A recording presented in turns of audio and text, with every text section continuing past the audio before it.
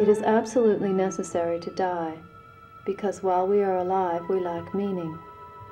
While we are alive, there is only a chaos of possibilities. A person may do something significant, such as commit a crime or a good deed, which will prompt others to change their entire perception of that person's life. Therefore, as long as a person is alive, they don't really express themselves. The language of people's lives is untranslatable until they die. This is similar to what in film is called the long take. The long take is the single, uninterrupted shot, the simplest and most primeval form in film. The long take always exists in the present tense.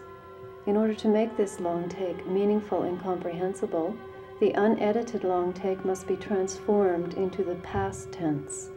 This is achieved with montage. Only when the film is subjected to montage does the present become the past. Death and montage are therefore similar concepts. Death performs a lightning-quick montage on the long take of our lives.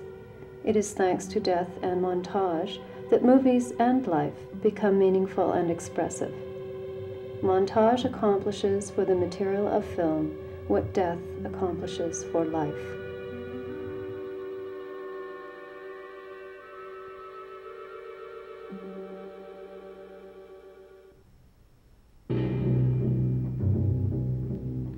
Between one being and another, there is a deep gulf, a discontinuity. If you die, it is not my death. You and I are discontinuous beings, even though we really desire continuity.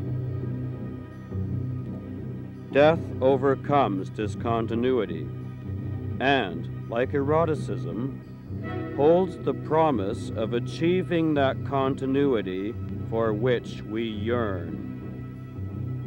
It takes an iron will to perceive the connection between the promise of life implicit in eroticism and the sensuous aspect of death. Eroticism opens the way to death. It is a way of assenting to life up to the point of death. Humanity says no to nature. We cut ourselves off from the violence of nature through the institution of taboos. The violence which links eroticism and death through the desire for continuity is precisely what the taboos are designed to control. At the same time, these taboos can be transgressed. The transgression of taboos, however, does not simply relieve one from the taboo and revive the violence of the animal state. The transgression of taboos is subject to just as many rules and regulations as the taboos themselves. The taboo affirms pleasure at the same time that it forbids it. This is similar to the transgression of taboos, which affirms morality while it seems to abolish it.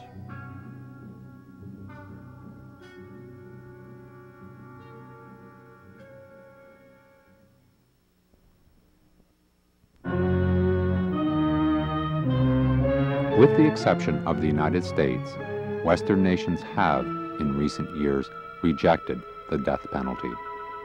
The polls, however, indicate that the majority of the population want the state to have such power over the life of its citizens.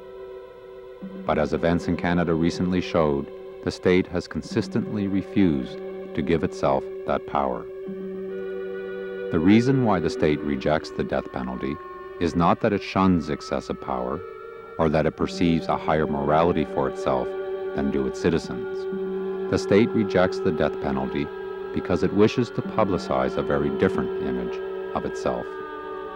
The state's rhetoric concerns itself with the nurturing of life. It says that its task is to affirm life, not take it away. It proclaims that the state is the beating heart of the nation, its vital spirit. If the state were to employ the death penalty, it would eventually undermine its claim that it uses its power only to increase prosperity and promote life.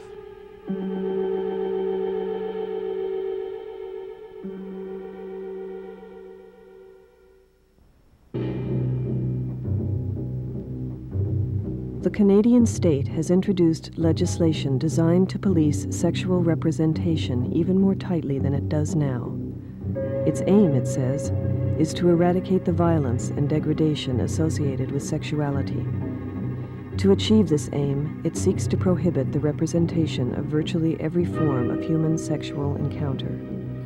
It would forbid images of bondage, for example, as it assumes that bondage is always non-consensual and violent and would only promote more of the same.